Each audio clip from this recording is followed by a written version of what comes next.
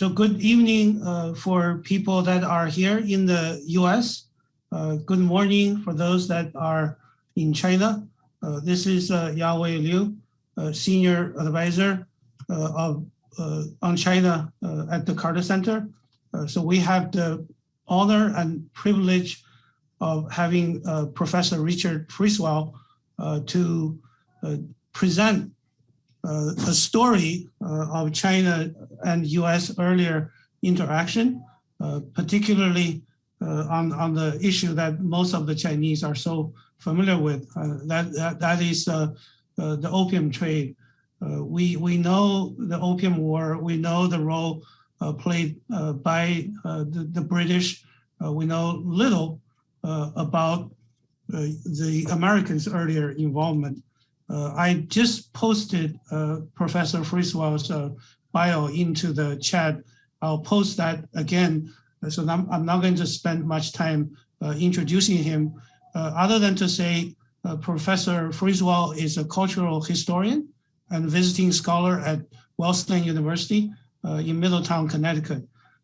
Middletown, Connecticut is also the hometown of the person that he's going to talk about. So there is a lot of history, there's a lot of story. So without further ado, I'm going to ask Professor Friswell to start his story. He will talk for about 50 minutes, and after that, all the audience can engage Professor Friswell in a Q&A session. So the floor is yours, Professor Friswell. Well, thank you very much, and good evening, everybody in the United States, and good morning to those of you who are tuning in China. It's a pleasure to be here. My topic today, this evening, is a man who I became very interested in principally because of a building located on the campus of Wesleyan University. It is a stunning neoclassical home of a man, a 19th century gentleman by the name of Samuel Russell. And you'll see a picture of the property in just a minute. But I was intrigued by this stunning neoclassical structure and decided to look into his background. And I was quite amazed to learn that this Middletown resident was a principal in the opium trade in Canton, China, in the period of time 1820 to 1840. His company existed long after he departed and came home, but his rise to fame and fortune became a story I was very interested in. And Merchants of Deceit is a quote from one of the Qing emperors who cautioned the British to stop selling opium in the Chinese countryside, that they were functioning as merchants of deception. And he commanded that they stop. That desire on the part of the emperor to bring the opium trade to a halt in the late 1700s had no effect whatsoever. And soon the Americans, in the person of Samuel Russell, arrived with the hope or intention of selling cotton goods to the Chinese. And of course, the Chinese had no interest per se in cotton goods because they had all the silk they needed. So he quickly branched out, took a lead from the British, and began to deal in opium. This is the work of historical fiction, but don't be put off by that, because the difference between nonfiction and fiction is that fiction has to ring true. And so I spent several years researching the China trade, researching specifically the opium trade as it pertained to the Americans and the British. And in my research of Samuel Russell's records, the records he left behind, they were principally ledgers. He was a wonderful bookkeeper. He kept track of every penny that he made and he spent in his entire life. And as a result, the records he left behind were missing the essence of the man. There was no heart or soul in anything that any of the records he left behind. So I decided to create a life for this man whose time here in Connecticut was well documented prior to his departure and pretty well documented after his return because he came home a wealthy man. But the time he spent in China was largely time spent under wraps. There were few references to his sales activity in the opium trade.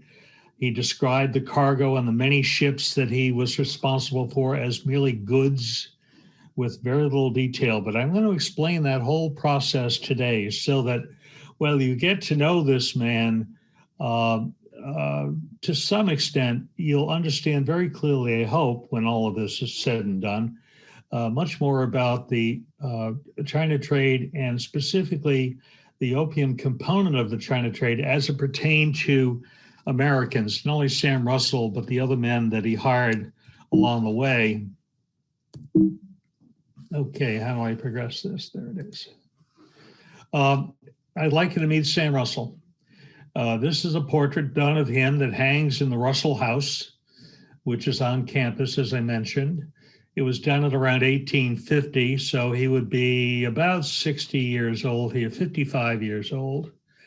And I've included the opening statement from the foreword of the book to caution the reader that all the facts and figures that are portrayed in the narrative may not be absolutely accurate, but they're, to the best of his recollection, they may be true. I cannot assure the reader that this accounting of my life is thoroughly authentic, since most memories fade over the years. Yet some scenes from my past were so profoundly unsettling that they became etched in my mind, recounted with absolute clarity even decades later.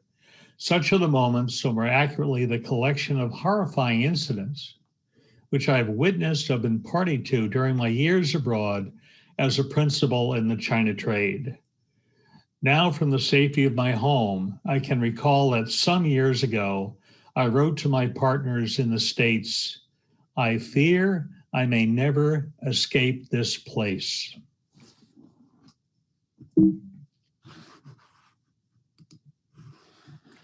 This is a story of two rivers. It's a story of the Connecticut River, which you see pictured here on the right.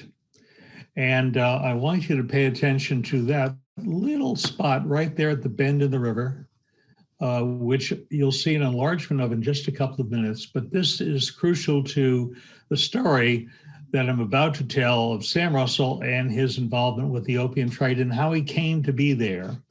So we'll talk more about that bend in the river, which the Indian tribes that lived in that area many hundreds of years ago called Mattabesset. And Mattabesset means the end of the carrying place. And by that we mean that you could travel by fairly significant boat, larger vessels, all the way up to Middletown. But once you got to this point, the river was largely impassable heading up to Hartford. From here in Middletown to Long Island Sound is about 25 miles. And I'll talk in a minute or two about why this became a principal trading port in the 18th and 19th century. The other river in the story is the Pearl River on the left here. And we'll get into some detail here about how this breaks out, but the principal features of the Pearl River that interest us today include Macau at the mouth of the river on the left-hand side. Hong Kong becomes a factor later on. Linton Island in the estuary bay north of Macau, and Boca Tigres, which is the narrowing of the river leading up to a spot called Wampao. And Wampao is where American traders and British traders and traders from all over the world had to bring their vessels as the termination point of their journey, and at which point smaller boats would transfer the goods from Wampao Island up to Canton, where it would be stored in warehouses and eventually sold or traded. So we'll visit each of these spots in more detail in just a minute.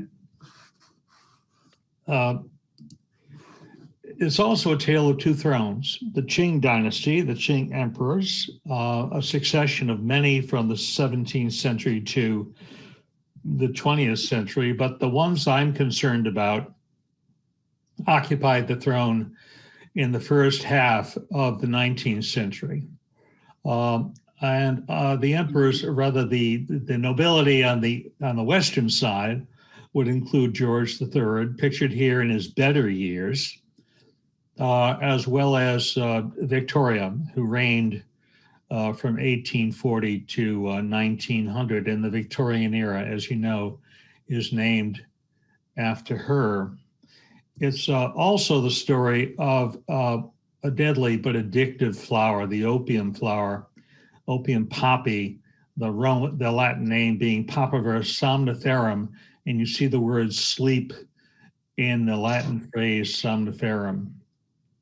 It served as, in later years, as a derivative material for the creation of morphine, which was essential in the Civil War in later years, as well as codeine, which is a drug with positive applications in society, and then heroin. But it all began with Papaver somniferum, the opium flower, which you see pictured on the left in an 18th century illustration.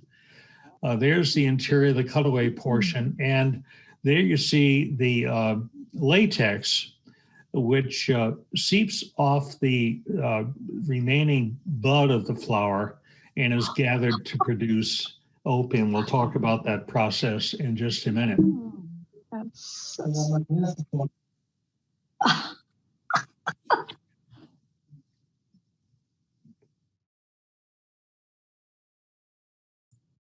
Go ahead, Richard.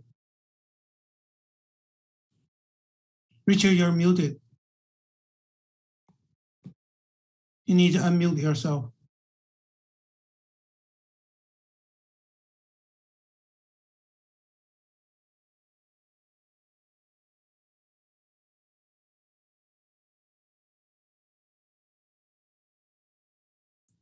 Richard, you need to unmute yourself.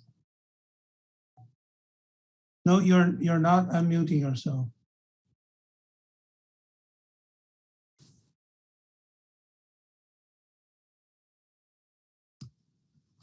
There we go. All right, we have it. Yeah.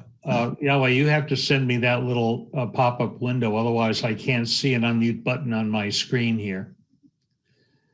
So here's the property we're talking about. This is the Russell House. It was built in 1828-29, and it was built at a cost of about $12,500, which by today's standards, which would be about a $2 million property.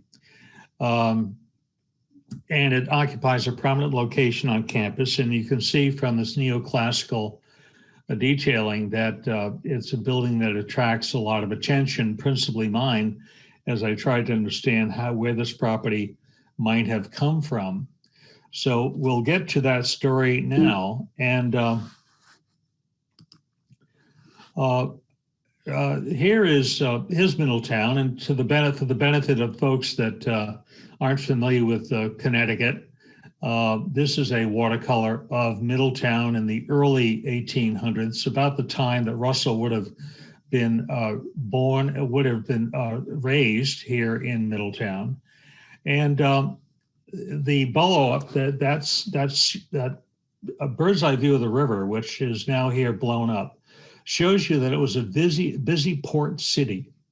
And it was 25 miles from the Long Island Sound, but it served the trading community well because it put these vessels in navigable water 25 miles from the danger of storms and rough weather and rough tides, and close to the farm communities of central Connecticut, where goods could be transported to the dockside and make the short journey, about 3 weeks, from Middletown to the West Indies. And because of Middletown's involvement in bringing goods to and from the West Indies, they returned with rum and citrus fruits and rice and slaves. And so Middletown became an active slave trading community, and Connecticut had about 5,100 slaves in 1775, just a few years before Russell would have been born in 1789. So it's important to note that because Middletown was a trading community with an active port, Russell would have been exposed in his early years to the trading business. His father was a ship captain, his grandfather was a ship captain. They lived in a generous house, but without any land around it. So when Russell came of age, he didn't have the option of becoming a farmer. And because he had earned a reputation in town as a young man, with a good head on his shoulders, he was quickly recruited to take expanded roles in the trading business that came and went from the dockside in Middletown, Connecticut in the early 1800s. What were they bringing to the dockside? They were bringing a lot of fabric that was being traded in Europe. Here are some mills and some machinery that we find very typically here in Connecticut. Many of these buildings are still in existence today, although they're usually converted to condominiums or they stand empty. But this was a part of New England's heritage in the 1800s that's still very much with us today. I included in this slide, an ad from a gentleman by the name of Christopher Colt, who was advertising for 3 or 4 large families consisting of men, women, and children to labor in the new stone factory in Manchester, Connecticut, 8 miles east of Hartford. Now, Christopher Holt was the father of the inventor of the 6-shooter, the Colt pistol, which was also manufactured in Connecticut. So part of Connecticut's legacy is the fabric industry and the fabric business, thread and finished fabrics. And those were being exported in large quantities to England and Europe more generally. And the expectation was that all of the ships that were being built on the Connecticut River would ultimately serve the trading industry, both to the West Indies and to Europe. These are some of the vessels that came up the Connecticut River, 26 miles from open water, and docked in Middletown. And these are sizable vessels, some of them 100 feet long more. And this was part of the heritage of the lifestyle that Russell would have seen as he was growing up. In 1870, he was married in 1815. He had a young wife and 2 children. And at that time, he was recruited by a Providence-based company called Edward Carrington and another company in New York City called Hull & Griswold to function as a supercargo. And a supercargo in the 19th century was the man who was put in charge of the goods that were packed onto a ship, and the ship would then depart for some overseas destination. The supercargo's role was to make sure that that cargo arrived as safely as possible. He got a good price for it, and that he would reliably bring the money home. And Sam Russell did that twice before the age of 30, and it was after those 2 positive business experiences that the Providence-based company, Carrington, said, Sam, we've got a plan for you. We're going to take all of those goods that are being manufactured here in Connecticut and in New England. We're going to put you on a ship as a supercargo. You go to Europe, you sell the cargo, you get the silver, and you bring that booty to China. So don't come back to Connecticut. Round round the southern tip of South America, cross the Pacific, go to Canton, China, where the British have an operation, set up shop there, and put us in business in China. That was 1819. It was a nearly 5-month journey to go from New England to Europe, to trade in England, Gibraltar, and the Netherlands, and then go directly across the Atlantic, the southern tip of South America, across the Pacific. And by the time he arrived in Canton, there was a letter waiting for him. And the letter said, "Sorry to report that your wife died soon after giving birth to your second child." And so Russell was just destitute. He was emotionally heartbroken. He couldn't go back. It was a months-long journey to return home. So he stayed. He stayed in China as a newly minted widower with 2 children back home who were being raised by his deceased wife's sister, Frances. So Mary was dead. Francis is now acting as a parent for his 2 sons while he's on the other side of the world. China was very appealing to Western traders. There's a long history of successful trade with China. And it started with the Portuguese, and we'll get to that in just a second. But here's a glimpse of South China and the appearance of Canton in the early 1800s. And there you see the Pearl River in the foreground, filled with vessels of various sizes, but no large vessels because there was not enough draft in the river to allow large vessels to come to Canton. In the foreground, just in the back edge of the embankment that traces the edge of the river, are the homes of 13 European countries that maintained business operations in China. And these buildings are called the factories, 13 factories, and they're not manufacturing locations. The word factory is derived from the Portuguese word factoria, which means a counting place. So these were counting houses filled with bookkeepers, but this is also where the merchants who had traveled from all over the world were confined to. This is where their homes were, their dining halls, their bedrooms, their meeting rooms, and their offices were all confined to these buildings that line the front of the Pearl River. China, as you know, and I'm preaching at the choir here, it was a massive empire closed off from the world for centuries. And it had opened briefly, and we'll get to that in just a second, but it was the Portuguese who really established a permanent enough location in Macau that it enabled and emboldened the British and eventually the Americans to drop anchor in the Pearl River estuary and establish a relationship with the Portuguese merchants who had been there for some period of time.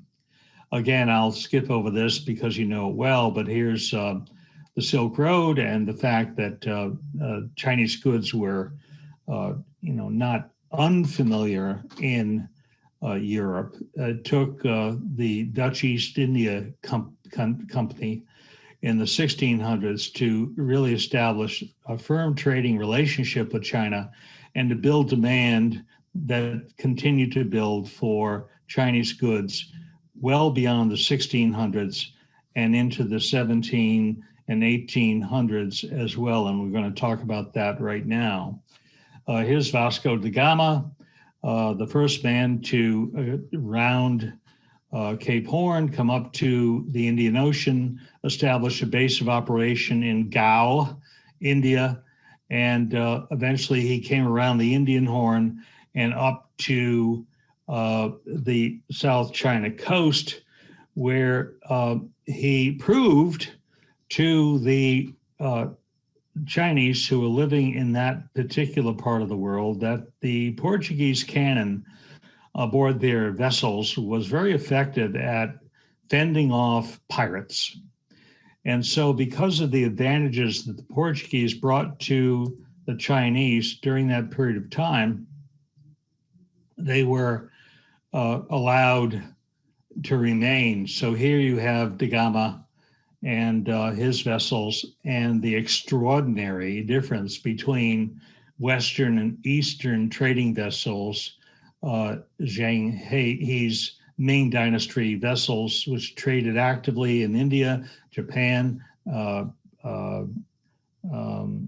Korea.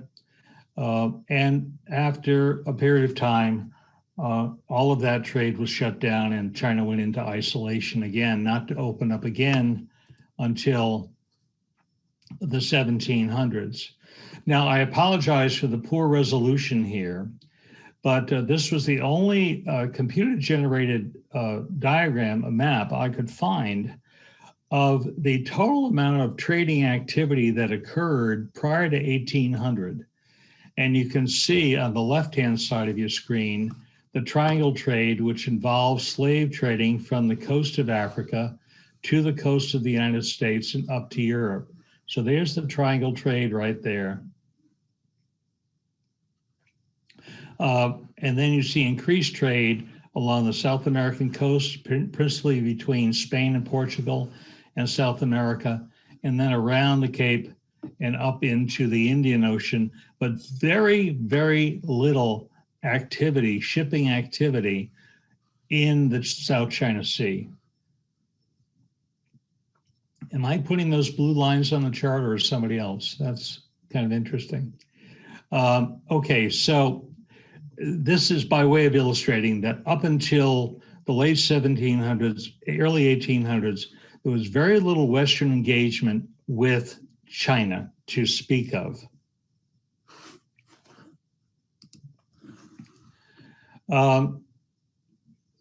China did allow, as I mentioned, one port for Portugal. That is the location we call today, and then Macau. And it was established in the Ming Dynasty in 1516, but that shut down. It went silent for over 100 years. And then the Qing Dynasty opened it up again in 1640 based on the success that the Portuguese were able to demonstrate in controlling the pirate activity in that part of the world. So here are some illustrations of Macau in the 16th century, and then the 17th century, and then the upper right would be the 19th century. And it was westernized by that time.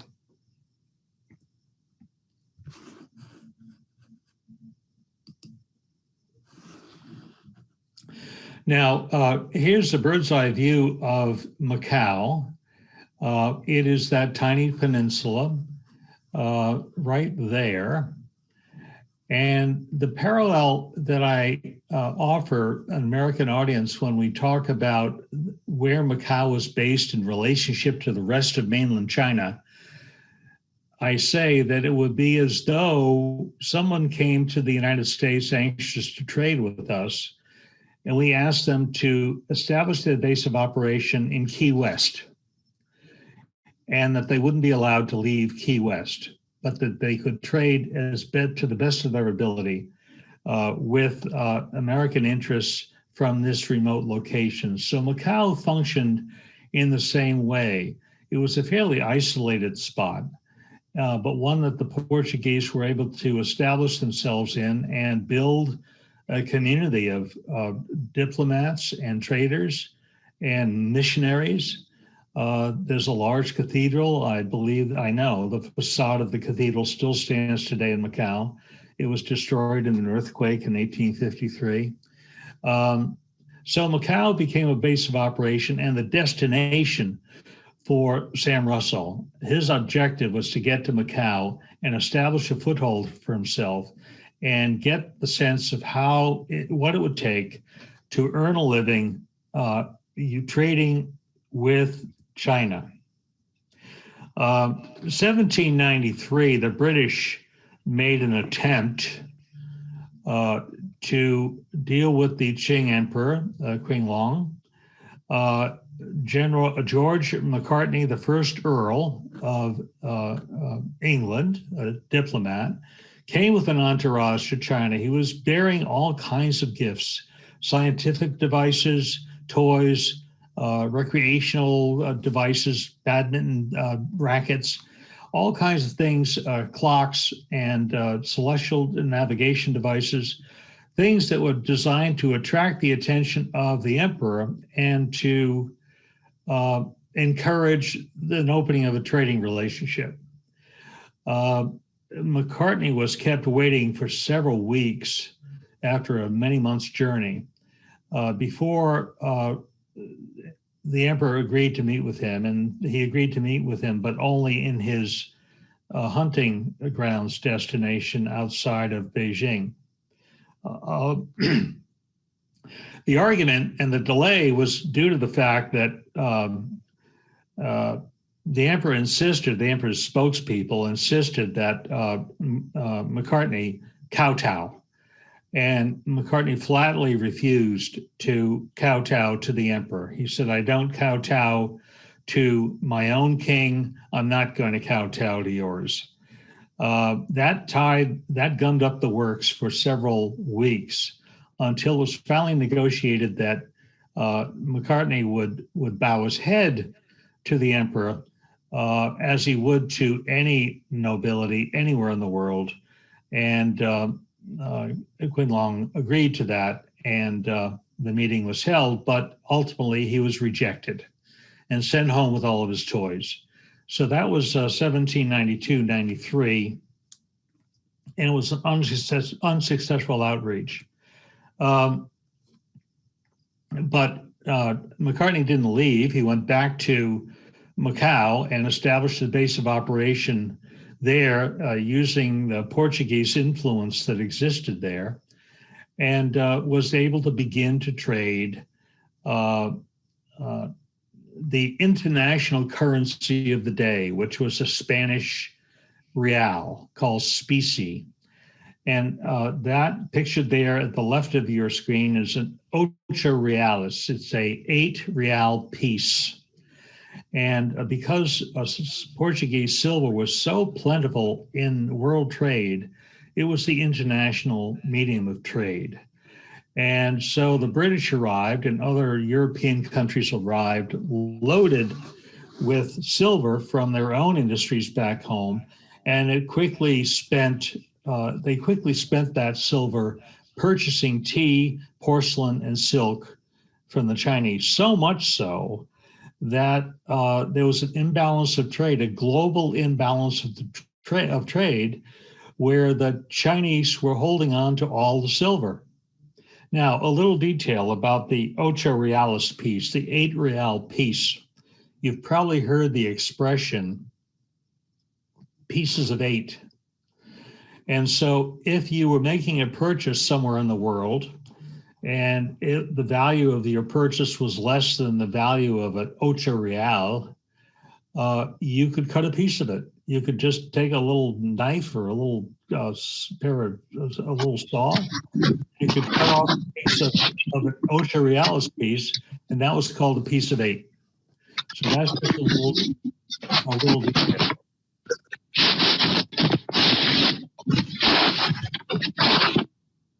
Are we okay? Everyone okay? So there was an imbalance of trade that existed globally. And so the question became how to address this imbalance of trade with all the silver, much of the silver in the world, going to China. The answer was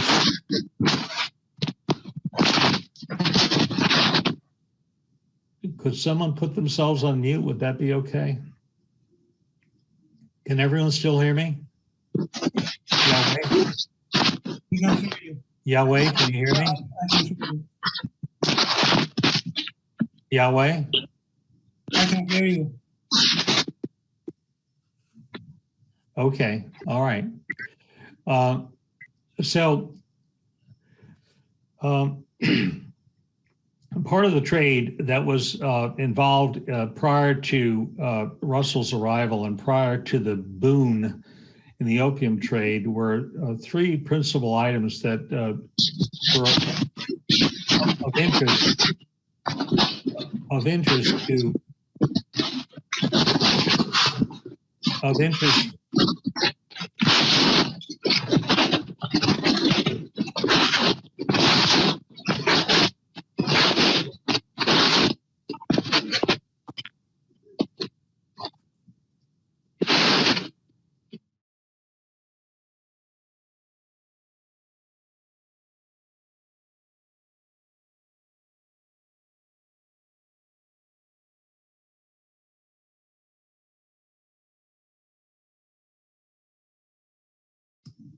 Can you hear me now? We can hear you. Go ahead. Okay, thank you.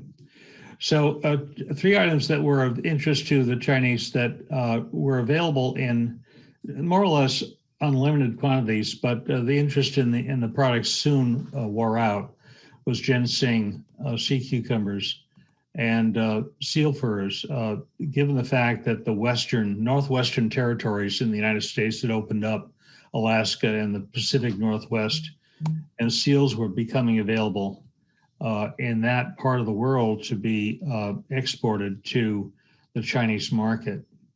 But that didn't produce the kind of revenue that everyone had hoped for. And so what became the alternative and what the Chinese were willing to pay money for, silver for, was opium, both Turkish and Indian opium. And so the trade routes that opened up involved Western vessels going to India first, where they traded their cotton goods, which were much in demand in India, not only cotton goods, but unfinished cotton bales, which the Indians were able to make good use of. And they traded that for part of their cargo, a portion of their cargo for opium, and they maintained a balance of their cargo to come around the Indian Horn and up into Canton and to Macau. And so having set anchor in Macau, they reported to the Chinese customs house in Macau and paid a fine for, rather a fee, for the goods that they declared to have on board, not including the opium. Now keep in mind that you could carry tons of cotton goods to India and trade just a portion of your goods on board for opium, which would take up a small fraction of the space of all of that other manufactured materials. So you could have millions of dollars worth of opium in just a small corner of your cargo hold, and it would be undetected if you chose to have it be so when you met with the customs agents, the Chinese customs agents in Macau. And you then would work your way up in a way that I'll demonstrate to you in just a moment. And your ultimate goal was Canton. And here's a beautiful bird's eye view of Canton. And you can see here the old walled city here, and the Temple of the Six Banyans here. And then as the city expanded, there was approximately 1 million people during the early 1800s. The wall of the city was expanded out to this point here. And then along the waterfront right here would be your factory buildings. And Westerners who occupied the factory buildings were not allowed to go into the city. It was strictly forbidden. There was a luxury island here where many of the wealthy Chinese maintained their estates, and they could eventually and occasionally spend time here if they were invited, but they're not allowed to go up into the city. And here's another view of the factory buildings along the Pearl River. So, what were the steps involved for Sam Russell once he arrived in Macau, dropped anchor, established a relationship with the British, got a sense of how things were going to work, recognized that cotton was not a way to make money, that he was really going to have to adopt trade relationships in India and in Turkey for opium. So the process was to sail into Macau, pay your fines, establish your relationship with the Portuguese and with the British, who had been there now for 10 or more years, and move your vessel up to this spot right here, Linton Island. And the arrow goes not to Linton Island itself, but to the sheltered area north of Linton Island. And this is where you would drop anchor. And once you dropped anchor, once Russell dropped anchor here in Linton Island, or just north of Linton Island, he could sell opium directly off the deck of his ship. And Chinese vessels called crab boats, you'll see a picture of one in just a minute, Chinese vessels would come up to the side of the vessel, to the ship, and they would have silver. They would have silver and gold, perhaps candlesticks, anything that was precious metal, and they would trade it for some quantity of opium. The opium was purchased by today's standards for about $2.50 a pound in India and Turkey, and it would sell off the deck of the boat for 400 times that value.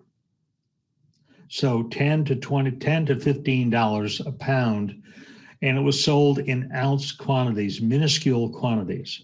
But the important thing was that it never found its way in to the attention of the Chinese authorities, and it would disappear up into the countryside. So all of those small villages that existed along the banks of the Pearl River became the principal receiving points for clandestine opium that was purchased off the decks of the English and the American vessels anchored in the area just north of Linton Island. So this was essentially the shopping center for opium here. It never made its way up to Canton. Once the opium was sold and the cash was stored away, the remainder of the goods were then taken by rowboats, because there were too many sandbanks and dangerous areas in this part of the river that was constantly silting up. So you would hire, before you left Linton Island, you would hire a translator and you would hire a pilot, and that pilot would hire a group of whaleboat-sized rowboats with 10 or 20 oarsmen in each boat.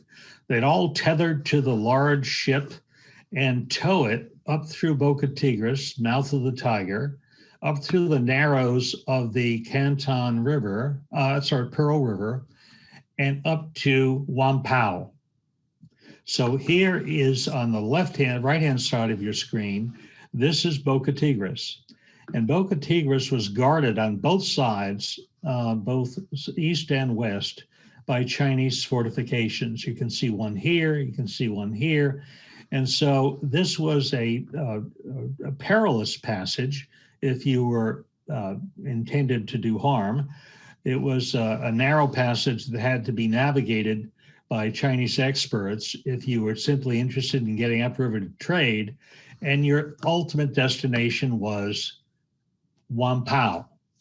And here's Wampao, and there are multinational vessels anchored here. Some had to remain for weeks or months, and so they took off the upper portions of their masts to reduce weathering, and they had repair shops.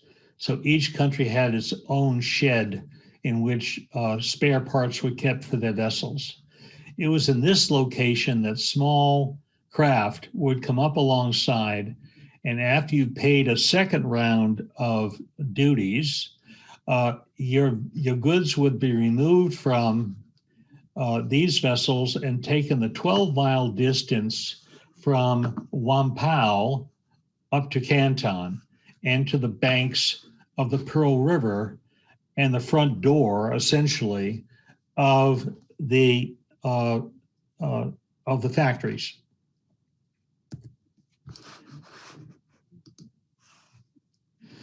So this is Linton Island, a blown-up version of what I call the street corner, where drugs were traded.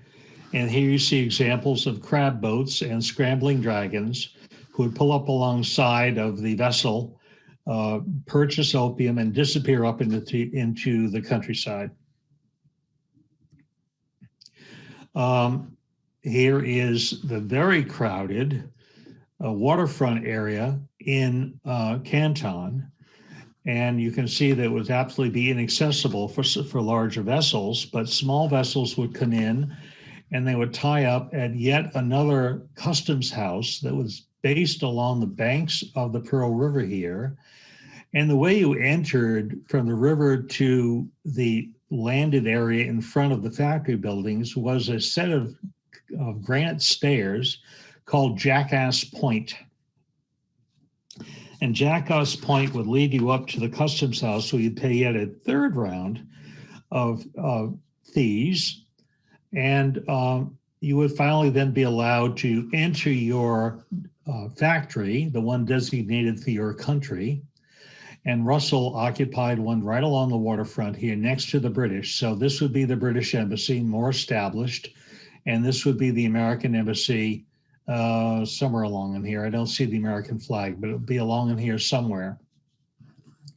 And there were thousands of people, families, that lived in sampans along the banks of the Pearl River. And this is a photograph on the left from a 1920s silent film. And I included it because the area was a little changed over the course of 100 years. So this is pretty much what it might have looked like in 1820 when Sam Russell arrived. And he had written to his partners back in Providence to say, we're going to deal with opium because cotton is not going to hack it. And he began immediately to establish the kinds of relationships he needed to get into the opium business, because he wanted to make his money, make his competency, and competency in 1820 was your first $100,000. And $100,000 by today's standards would make you a millionaire several times over. But $100,000 was every Western businessman's objective, to make that 100 grand. If you could do that, you are succeeding in the China trade. Everyone with me so far? All good? All good, but you should be mindful of your time. I'm sorry? Mindful of your time. So it's okay. It's 9:20. I see. I've gone over here quite a bit, haven't I? Well, I just have a couple more slides, if that's okay. Yeah, that's fine. Go ahead. So here's the here are the factory buildings, another view, and here they are located along the waterfront. Every Westerner had to have a Chinese agent, and this was the most famous, Ho Kwa, and he was Sam Russell's Chinese agent. And by 1830, he was considered the wealthiest man in the world. He had a net worth of about $26 billion in 1830. He benefited tremendously from being a partner with Sam Russell and others, and was being paid by them on a regular basis to keep trade flowing. Russell hired a number of famous people, and I'm almost to the end here. Here is Thomas Perkins, a Bostonian. They would bring cotton goods and other goods to around the Cape Horn and into the Indian coastline. They would trade it for Turkish and Indian opium. They would bring that opium down around the bend here in the 3 o'clock position around the corner to China, and they would trade it for tea, silk, and they would bring horses and weapons and woolen goods and glassware and metal instruments, and they would trade it all for tea, porcelain, and silk, and bring it all home and auction it in many cases directly off the deck of the ship in Providence and Boston and elsewhere. Opium was a curse. By 1840, somewhere around 10 million Chinese citizens were addicted to opium. The emperor finally had enough, and by 1838, he hired a drug czar, Lin Jeju, who went down to, from Beijing down to Canton, destroyed 20 tons of opium and diluted it in salt water and destroyed it essentially because the emperor had decided enough was enough. Ming was the emperor at that time. The British were incensed. They sent their navy in 1839 and essentially destroyed the remnants, what fragile coastal defenses the Chinese had, and essentially declared victory in 1841 with the Treaty of Nanking. And here, the Chinese had to pay reparations, and that's how, of course, you all well know that Hong Kong was ceded to the British in 1841. And that began the century of humiliation for the Heavenly Kingdom. Faster vessels were built, and by the 1840s, you could do 3 round trips from the United States or England to China instead of 2 a year, and cargo and expenses, opium volume just picked up. And there was a second opium war declared on pretense with the murder of a English merchant. And the second opium war, as you well know, led to the destruction of the summer gardens and further concessions by the Chinese. And here is the Convention of Peking in 1860. And during this period, the entire period of time, the Qing Dynasty was weakening, and eventually it had to concede in 1911.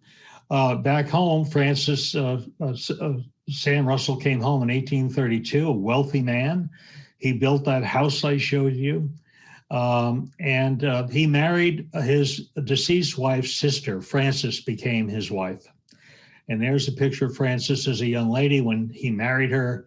And there she is as an 82-year-old widow with a fortune that he had produced during his lifetime.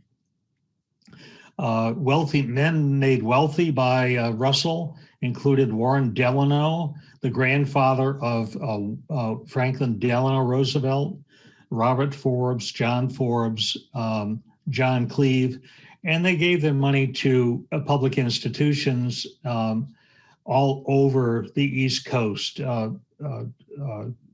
MIT was founded with opium money. Mass General Hospital was founded with opium money. Yale University benefited from opium money. Princeton was founded with a large grant from an opium dealer.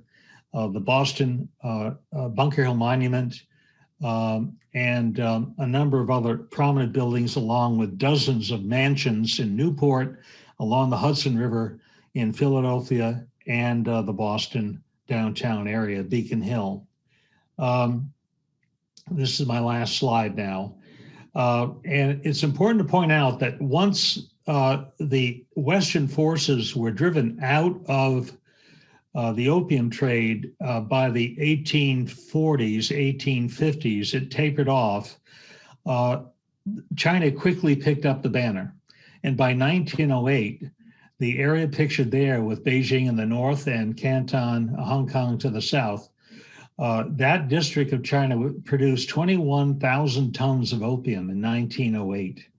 So while it was a big concern that opium had destructive impact or influence on the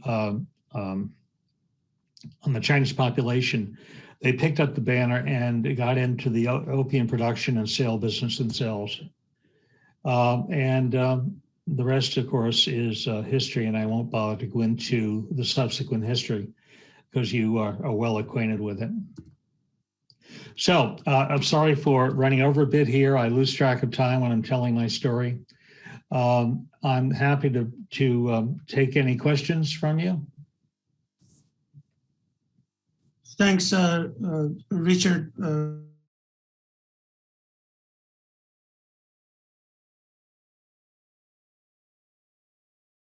Thanks, Richard, for the presentation.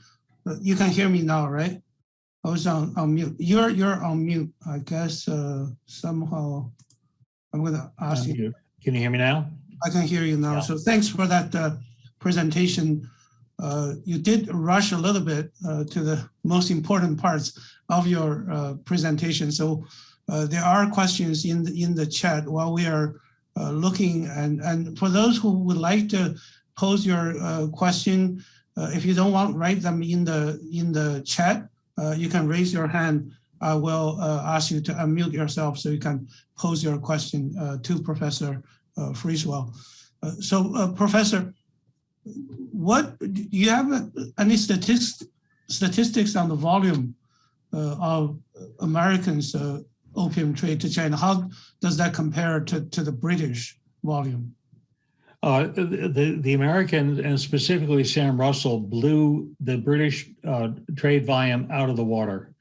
Russell, by 1835, he had left, but his company remained behind. And in the 1830s and 40s, Russell was the largest marketer of opium to the Chinese of any other organization doing business there.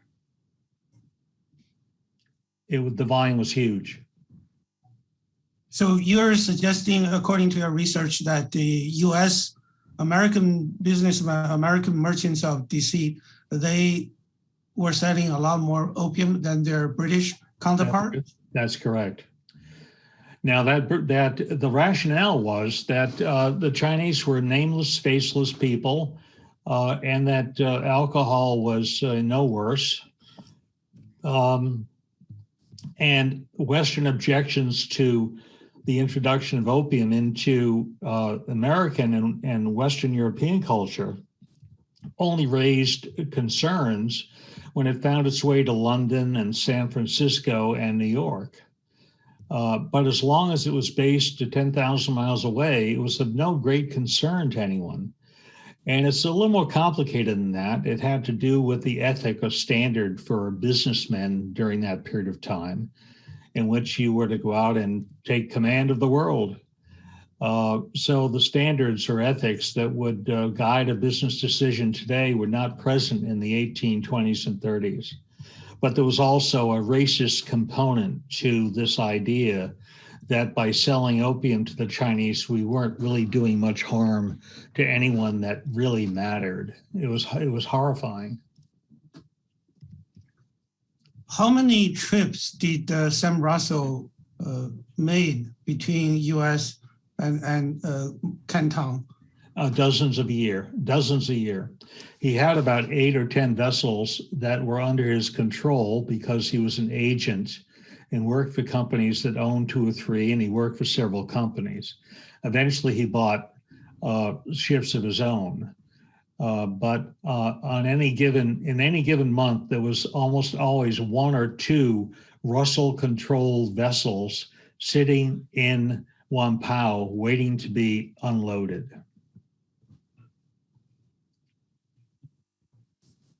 So we have Yarlei Sun who want to pose a question to you. Yarlei, go ahead and ask your question. Thank you. Thank you, Professor Friswell. So I just have a quick question. In terms of the opium destroyed by, the opium czar, Lin Zexu, I was told by, I forgot the source, basically that those opium were kind of, I guess, purchased by those Chinese opium dealers, but they haven't paid the money to, the British opium dealers. So I think that legally the British opium dealer said, okay, there is a breach of contract. You just took away our property without the, the due process. Do you have anything comment about that one? That happens to be correct. The British were incensed, not simply because they were disrupting the market, but that they considered that to be their own property. What do you mean the wrong property? In other words, that it hadn't been officially purchased by a Chinese merchant at that particular time.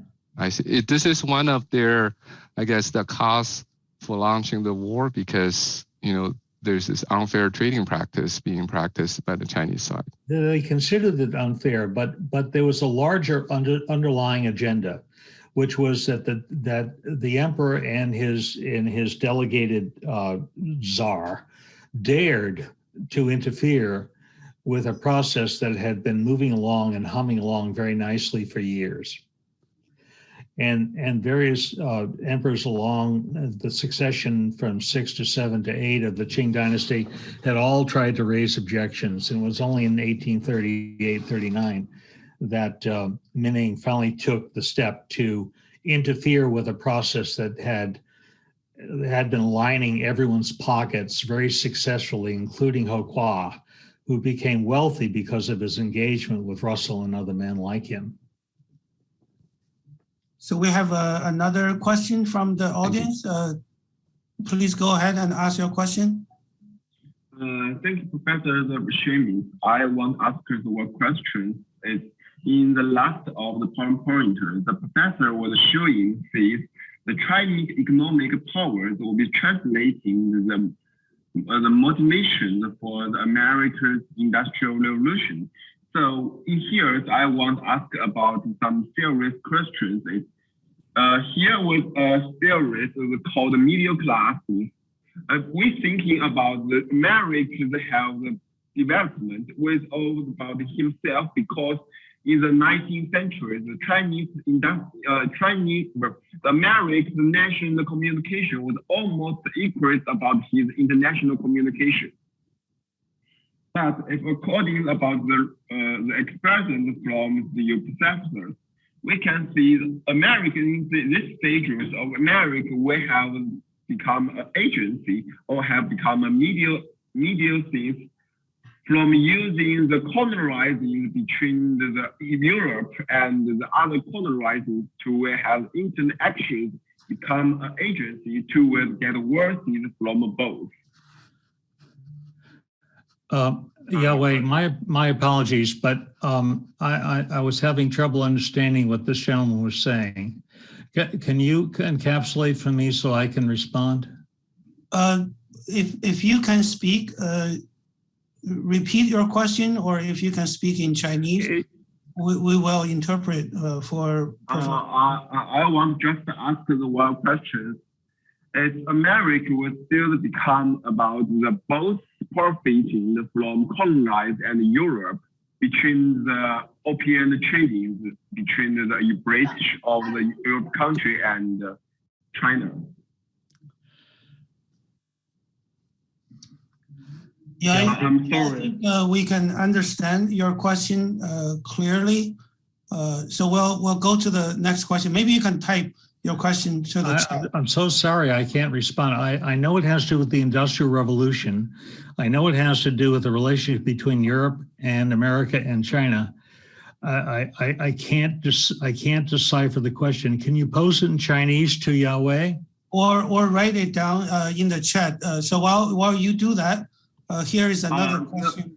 您好，我是想问一下，就是我们在您最后的几张 PPT 中展示看到了，您说就是中国的经济实力转换成为了美国工业革命推进的一个动力。那么在这种情况下，我们可不可以将美国在当时的国际情境中视作是一个中间人？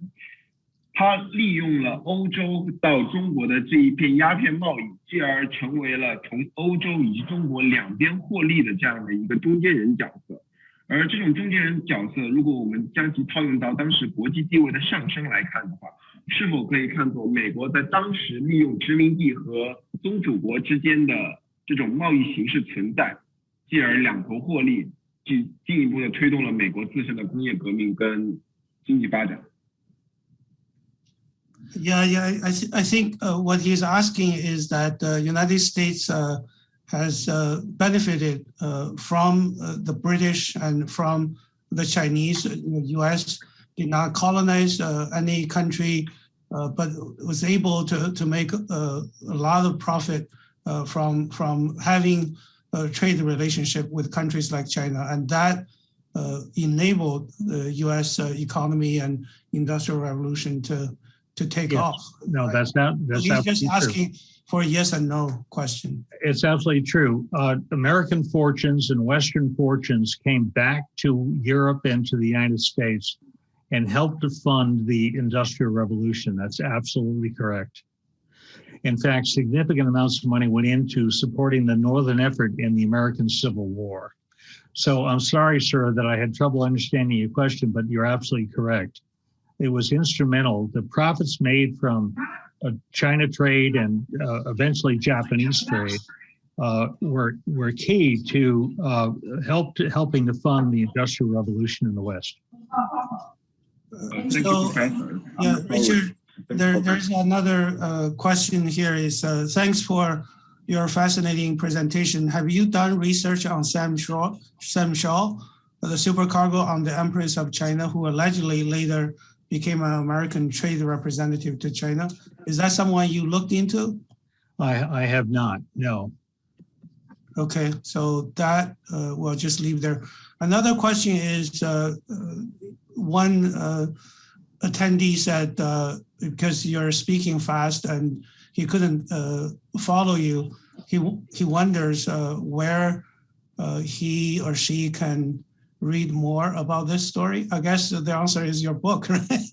Well, the book is available on Amazon, and I would invite anyone who might be interested in knowing more to purchase the book on Amazon. I also want to let our attendees, particularly those in China, if you know any editor in any of the publishing houses, if they're interested, you can mention about this book. Friswell is interested in having his book translated into Chinese. So Freeman Cho, yes. Pose your question. Yes, thank you, Professor Friswell. And I just have a question asked regarding the trade of opium. Was it legal or illegal at that time at the Western countries? It was legal, but frowned upon. In fact, opium continued to be available in the West in various forms. In fact, opium was used in children's cough medicine as recently as the 1920s. Okay. So opium was one of those drugs. I mean, if you look at the opioid crisis today, the fentanyl crisis today, you can see how fentanyl and the opioid derivatives that are being marketed as pain medication are illegal, but they're being dramatically abused by the general population. And the people who are producing these medications are being held criminally responsible for the outcome or the aftermath of those social consequences. It's really a parallel to what was going on back then. So opium and its derivatives, morphine and laudanum. Laudanum is considered the artist's drug of choice, the musician's drug of choice in the 1830s and 40s. Many poets and musicians died of laudanum dependency. And these were all derivatives of opium. So they were not illegal, but they were socially frowned upon. Okay, all right, thank you. Richard, there's one question here was asking, how was the opium trade connected to the Chinese community in the West Coast via Hong Kong or Macau? And how did it end in the 20th century? Obviously, the Chinese did not come here until after the Opium War. You know, the first group of the Chinese are the 49ers. You know, they came here to mine. Correct, the 1840s, yeah. Are there any connection in terms of the opium trade and the Chinese Americans on the West Coast? Yes, Yes, I mean, it was not the Chinese that were buying the opium when they got to San Francisco. It was the Americans who were buying opium off the trading vessels that were treating San Francisco as a port of call. Because once the Transcontinental Railroad was established in 1863, 1864, goods could be brought to San Francisco and delivered successfully to any part of the eastern third of the United States. So ships are now tying up in San Francisco, and with it came opium. The opium was being purchased by the Americans at that point, and opium dens in San Francisco were being peopled by both Americans and Asians together. But it was really the Americans who led the way in terms of purchasing those clandestine goods. Go ahead, Bingley, to ask your question. Hi, Professor Friswell, thank you very much for the fascinating presentation. So I'm interested in knowing the United States government's role in the trade. Obviously, it was not directly involved. Those are the merchants' activities. But this was rarely mentioned, even in the history book taught in China, that the Americans involved in the opium trade, because we all know that British was responsible for that, and that's that which caused the Opium War, 1840. But right after the Opium War and Nanking Treaty, the U.S. actually signed a treaty in 1844 called the Treaty of Peace, Amity, and Commerce in the village of Wansha. So that the U.S. government took advantage of the defeat of the Qing Dynasty in the Opium War and opened up more ports in China. So the U.S. government, I would say, obviously, I can't say they encouraged opium trade, but kind of let it go, right?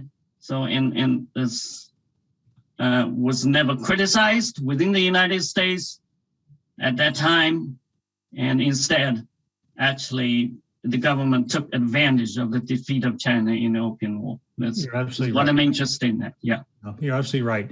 And every time the Chinese made a concession to Western interests, they were able to negotiate further and further, greater and greater opportunities to work their way up the coast.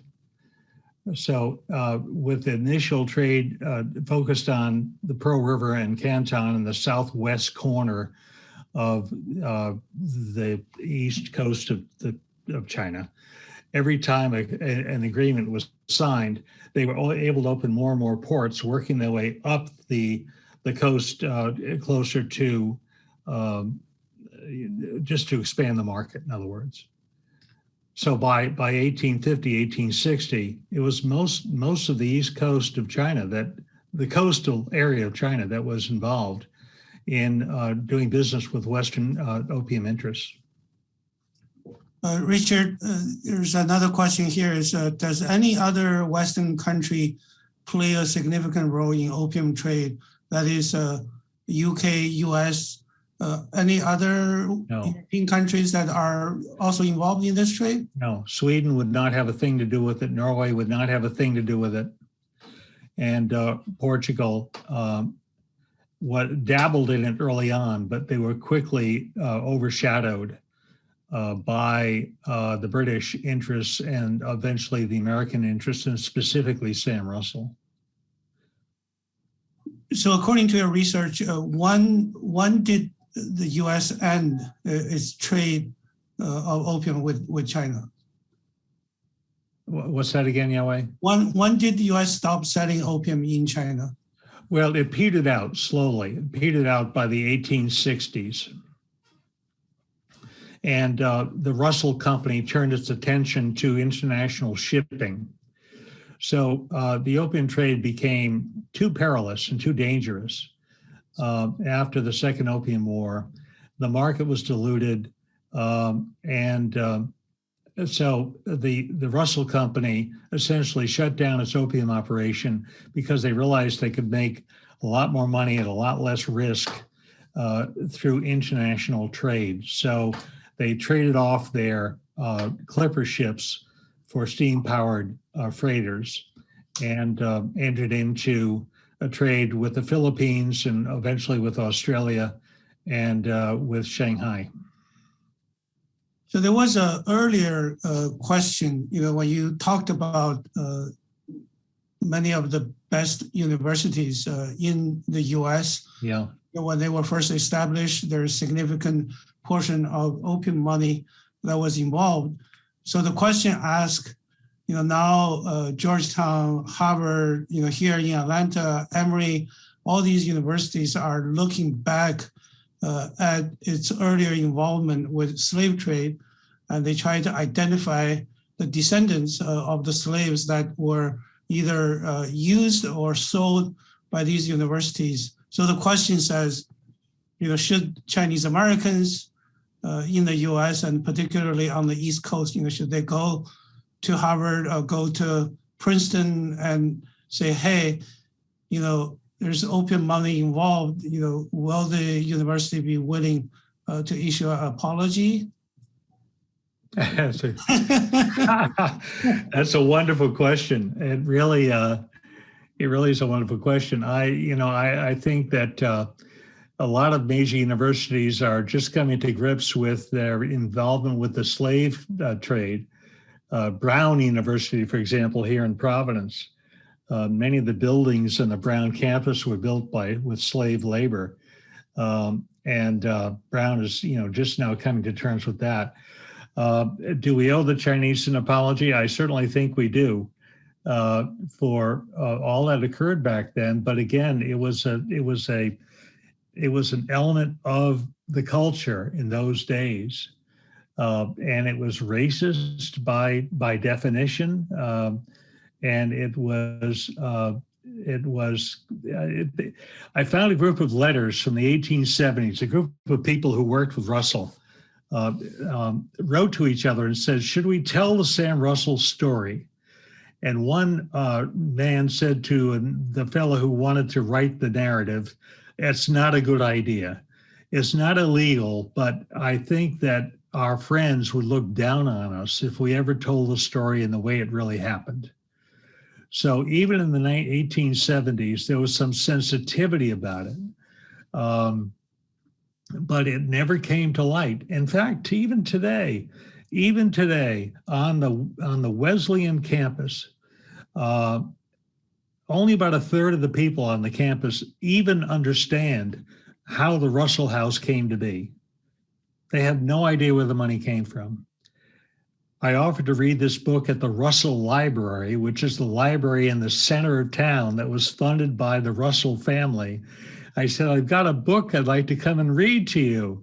It's about Sam Russell and his business with the opium trade. They said, oh, no, thank you. I don't think we're interested. So this is still a delicate topic. So here is a question from Wenxian Zhang, and he asked, did Americans also play an active role and benefit from coolie trade with China in the 19th century, particularly after slavery was abolished? I'm aware that there was an attempt, to replace African Americans with Chinese coolies. Have you ever looked into that? I have not, but that's a fascinating question. I think we're getting to the end of our meeting. I would like you to end your presentation by telling the attendee, how you are, intrigued, to look into the Russell story. What was the thing that provoked you to research more? And the other question is about your book. Instead of writing a history book, this is kind of like a fictionalized history. How did you decide on presenting the story in this way? I guess these are the two questions. Yes, let me deal with the second one first. The answer is there are probably 24 books about the Opium Wars and the China trade. And the question for me was, how do I want to take my medicine? So I reviewed and carefully researched all of the available material on the China trade and recognized that the most intriguing way to tell the story of the opium trade and the China trade from the American perspective was through the eyes of a real individual. Unfortunately, this individual didn't leave much of a record behind except his ledgers, his ledger books. So I made the determination that perhaps the most intriguing way to unfold the story, the true story of the China trade and its relationship to American involvement in opium sales was to put a heart and soul behind the narrative. And it's the heart and soul of Sam Russell. I have him witnessing murder. I have him falling in love. I have him making tough ethical decisions. I have him losing sleep at night and visiting an opium den. And ultimately, he was betrayed by a group of people that he had come to rely on. So it's a way of telling the story, a fact-based story, with an intriguing, humanistic spin. So I say to anyone who's interested in learning about the opium trade and how it worked, this is the book. And along the way, you're going to meet a very interesting guy. Now, he may be a figment of much of my imagination, but it's a good way to get the story out there. I mean, there are lots of books on the opium trade. They're sitting on the library shelves. This one is selling because it tells a story about a person.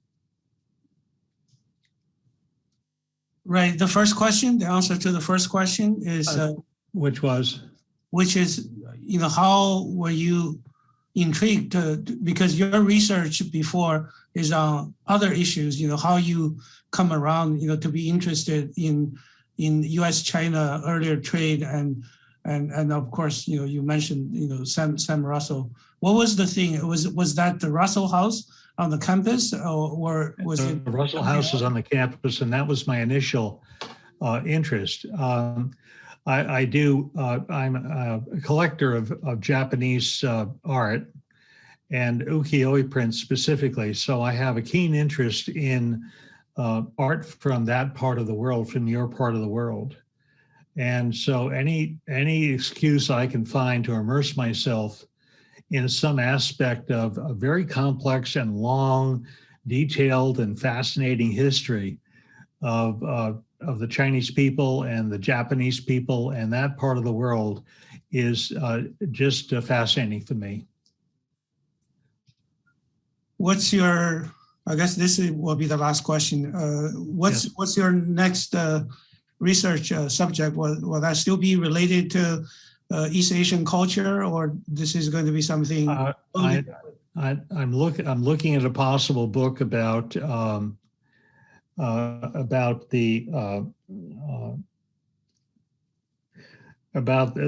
Chinese, rather the Japanese period of time in the 16th century, the 17th and 18th century, the Tokugawa period, the Edo period, when everything was shut down, and it spawned an incredible amount of new art forms, silk screen paintings, and brush paintings, and of course ukiyo-e prints. So I'm considering something about the Tokugawa period, the Edo period in Japan during the same period of time.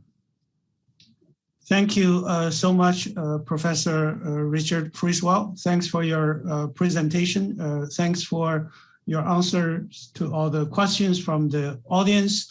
I also want to thank all the attendees here in the US and there in China. We will continue to organize more presentations like this in either English like today or in Chinese like our presentation on the China Institute. So we hope you're going to continue to follow wherever you get the information online, and we will see you soon. Hopefully, sometime in July, we'll have another presentation. Thank you all. Okay, very good. And thank you very much, Yahweh, for inviting me to be part of this process. I appreciate it. Thank you all. Bye-bye.